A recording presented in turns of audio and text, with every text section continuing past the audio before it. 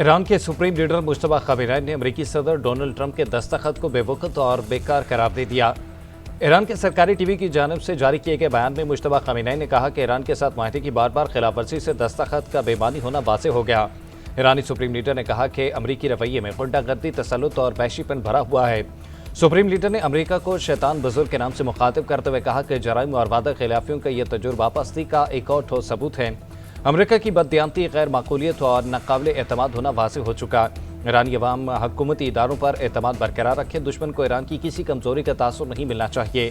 एहतियाती तदाबीर पर मुकम्मल अमल किया तो दुश्मन को शिकस्त होगी। ईरान का इस्लामाबाद मुफाहमती याददाश्त पर अमल दरामद मुअत्तल करने का ऐलान। नायब वज़ीर ख़ारजा कासिम गरीब आबादी का कहना है कि ईरान नेक नियति के साथ मुज़ाकरात में मसरूफ़ था।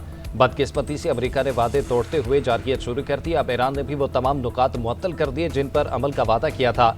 अमेरिका को एक बार फिर जारहियत का भरपूर जवाब दिया जा रहा है। ईरान सिर्फ अपने दिफा के लिए जवाब दे रहा है। जुमे के रोज उर्दन में ईरानी हमलों में 2 अमरीकी फौजी हलाक और 4 जख्मी हुए। अमरीकी सेंट्रल कमांड ने तस्दीक कर दी। सेंटकॉम की तरफ से जारी बयान में कहा गया कि 4 जख्मी अहलकारों को तिब्बी इमदाद के बाद डिस्चार्ज कर दिया गया। ईरानी हमलों के खिलाफ दिफाई कार्रवाई में एक अमरीकी अहलकार लापता भी हुआ, जिसकी तलाश जारी है। हलाक फौजियों की शनाख्त अहले खाना को इतला देने के बाद जारी की जाएगी। अमेरिका के ईरान में शहरी तंसीबात पर मज़ीद हमले। जनूबी और वस्ती ईरान में पुल, सुरंगें और वाटर फिल्ट्रेशन प्लांट निशाना बने। गुज़िश्ता रात होने वाले हमलों में 7 शहरी शहीद हुए। ईरानी मीडिया के मुताबिक अमेरिका ने मैरीटाइम कंट्रोल टावर, बिजली की तंसीबात और रोड इंफ्रास्ट्रक्चर को निशाना बनाया। समुद्री पानी को मीठा करने वाले प्लांट पर हमले से 10,000 शहरियों को पानी की सप्लाई बंद होगी। ईरानी वजारत सेहत का कहना है कि अमरीकी हमलों में 6 जुलाई से अब तक 50 अफराद शहीद और 500 से ज़ायद जख्मी हो चुके हैं। अमेरिका ने दुनिया भर में अपने शहरियों के लिए सफरी अलर्ट जारी कर दिया। महकमे खारजा के मुताबिक ईरान की हिमायत करने वाले गिरोह बैरून मुमालिक में अमरीकी मफादात और अमरीकी शहरियों पर हमला कर सकते हैं। मीडिया रिपोर्ट्स के मुताबिक अलर्ट में खबरदार किया गया कि सूरत-ए-हाल पेचीदा है और कशीदगी में मजीद इजाफा हो सकता है। महकमे खारजा के मशरिक़ वस्ती में मुकीम अमरीकी शहरियों की खसूसी एहतियाती तदाबीर अपनाने की हिदायत।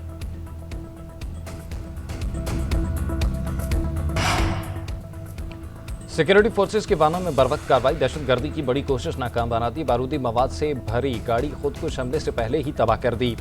सिक्योरिटी फोर्सेस की कामयाब कार्रवाई में बारूद से भरी गाड़ी और मोटरसाइकिल तबाह होगी। एक खाजी जहन वासिल हुआ और 5 जख्मी हुए। सिक्योरिटी फोर्सेस ने खुदकुश हमले के लिए तैयार गाड़ी की मुसलसल 3 दिन निगरानी की। आबादी से दूर जाने पर उसे निशाना बनाया। वज़ीर दाखिला मोहसिन नकवी का बरवक्त कार्रवाई पर फोर्सेस को खराज तहसीन। बानी पीटीआई की बहन नौरीन नियासी का मार्का हक और पाक फौज के खिलाफ तनाज़ बयान। एक यूट्यूब चैनल को इंटरव्यू में नौरीन नियासी ने कहा कि मार्का हक अफवाज पाकिस्तान और मोदी का गठजोड़ था। मोदी इसलिए रुक गया कि इसराइल उसके पीछे था। पाकिस्तान से इसराइल को तस्लीम करवाना था। ट्रंप भी इसीलिए इनकी तारीफें करता है। उधर NCCI ने नौरीन नियासी को 20 जुलाई को तलब कर दिया। नोटिस के मुताबिक नौरीन नियासी पर रियासती इदारों के खिलाफ सोशल मीडिया पर झूठा और इश्तियाल अंगेज मवाद फैलाने का इल्ज़ाम है। नायब वज़ीर आज़म इसहाक डार से कुवैत के वज़ीर ख़ारजा शेख जराह जाबिर अल-हम्द अल-सबा का टेलीफोनिक रब्ता। खित्ते की ताज़ा सूरत-ए-हाल पर तफसीली तबादला ख्याल। दोनों रहनुमाओं ने तमाम रियासतों की खुद मुख्तारी और इलाकाई सालमियत के एहतराम पर जोर दिया। दोनों वज़राए ख़ारजा का इस्लामाबाद मुफाहमती याददाश्त के तहत जंगबंदी के वादों की पासदारी पर जोर। इसहाक डार की शिकायत में वर्ल्ड आर्टिफिशियल इंटेलिजेंस कॉन्फ्रेंस के मौके पर अक़वाम मुत्तहिदा के सेक्रेटरी जनरल एंटोनियो गुतेरेस से मुलाकात। खित्ते और दुनिया की ताज़ा तरीन पेशरफ्त पर तबादला ख्याल किया। इंडोनेशिया के वज़ीर बराए इक़्तिसादी अमूर से भी मिले। दो तरफ़ा ताल्लुकात को मज़ीद मज़बूत बनाने और तरजीही शोबों में ताउन के फ़रोग़ पर तबादला ख्याल।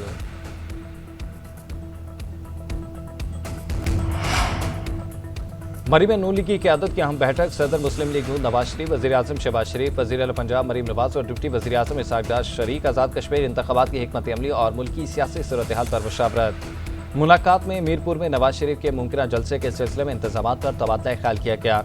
ईरान अमरीका बढ़ती कशीदगी पर पाकिस्तान की सालिसी की कोशिशों पर इसहाक डार ने ब्रीफिंग दी। पेट्रोलियम मसनूआत की रोज़ाना बुनियादों पर कीमतों के तयन से मुतल्लिक़ अमूर भी ज़ेर गौर आए।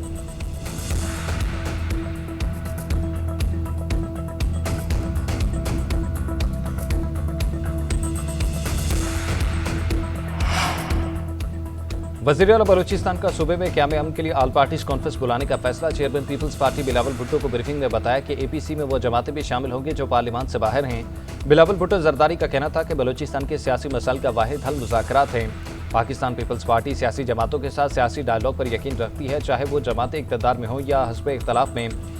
पीपी चेयरमैन ने कहा कि दहशतगर्दी के हवाले से हमारा मौक़े पहले दिन से वाज़ेह है। दहशतगर्दी के खिलाफ सीसा पलाई हुई दीवार की तरह खड़े रहेंगे।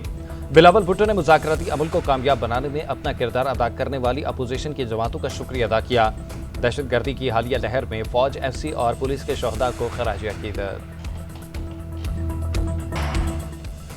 सानहा ज़ियारत में शहीद होने वाले अहलकारों की नमाज़ जनाजा अदा कर दी गई। कोयटा के अयूब स्टेडियम में नमाज़ जनाजा अदा की गई। अपोजिशन लीडर महमूद अचकज़ई ने भी शिरकत की। सूबाई वज़रा, आला हुकाम और कबायली रहनुमा भी शरीक हुए। दूसरी जानिब हुकूमत बलूचिस्तान और धरना कमेटी के मुज़ाकरात कामयाब, माहदे पर फौरी अमल दरामद शुरू कर दिया गया। वज़ीर आला बलूचिस्तान मीर सरफराज बुगटी की हिदायत पर ज़ियारत के सरकारी इदारों को शहदा के नाम से मंसूब करने का फैसला किया गया। महकमा दाखिला, तालीम और सेहत को नामों की तब्दीली के लिए मरासले भी जारी कर दिए गए।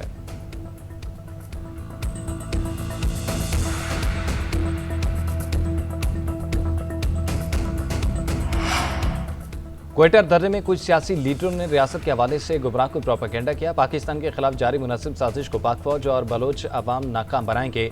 वज़ीर आला बलूचिस्तान मीर सरफराज बुगटी का ISPR समर कैंप में तलबा और तालिबात से खिताब। कहा, भारत की ईबा पर लड़ने वाले दहशतगर्दों ने मार्का हक में अपने मास्टर माइंड का हशर देख लिया। दहशतगर्दी और तशद्दुद को किसी सूरत भी जायज़ करार नहीं दिया जा सकता। मंगी डैम दहशतगर्दी के मामले पर जुडिशल कमीशन बना दिया गया। तमाम हक़ाइक़ कौम के सामने आ जाएंगे।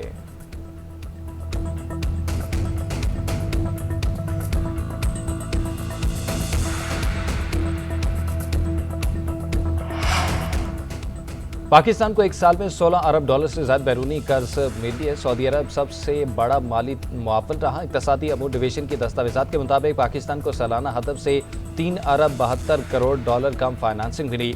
सऊदी अरब ने 3 अरब डॉलर के नए डिपॉजिट से 1 अरब डॉलर का कर्जा और 1 अरब डॉलर के उधार तेल की सहूलत फराहम की। एशियाई तरक्याती बैंक ने 1.77 अरब डॉलर और आलमी बैंक ने 1.5 अरब डॉलर से ज़ायद कर्ज फराहम किया।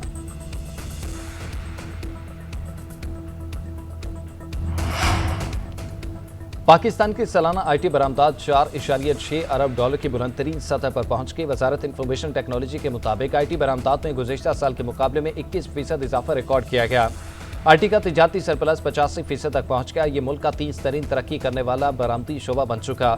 हुकूमत ने IT बरामद कुनिंदगान को पुरकशिश मराद दी। मौलाना फजलुर रहमान का बयान गैर संजीदा, इन्हें वापस लेना चाहिए। दहशतगर्दी के खात्मे के लिए सिक्योरिटी फोर्सेस के साथ हैं। गवर्नर खैबर पख्तूनख्वा फैसल करीम कुंडी का कहना है कि अफसोसनाक अमर है कि दहशतगर्द सूबे में दोबारा सर उठा रही है। सिक्योरिटी फोर्सेस और पुलिस दहशतगर्दी के खिलाफ सरगर्म हैं। वफाक के ताउन के बगैर ऑपरेशन मुमकिन नहीं है। आखिरी दहशतगर्द के खात्मे तक लड़ते रहेंगे। मजीद कहा कि आज़ाद कश्मीर इंतखाबी मुहिम पर हमले मुल्क दुश्मनी में किए जा रहे हैं। सीटें कम करनी हैं तो इलेक्शन लड़कर ऐवान में पहुँच कर तब्दीली लाएँ। शर्जील इनाम मेमन की ज़ेर सदारत बस डिपोज़ के लिए ज़मीन की फराहमी और ट्रांसपोर्ट प्लान से मुतल्लिक़ इजलास। शर्जील मेमन ने कहा कि डिपोज़ के लिए मौजूद अराज़ी की निशानदही और उसकी फराहमी के अमल को फौरी तौर पर मुकम्मल किया जाए। 50 डबल डेकर और 500 नई इलेक्ट्रिक बसों की आमद से ट्रांसपोर्ट निज़ाम में नुमाया बेहतरी आएगी। सिंध हुकूमत शहरियों को जदीद, आरामदेह और माहौल दोस्त पब्लिक ट्रांसपोर्ट फराहम करने के लिए अज़्म पर कारबंद है।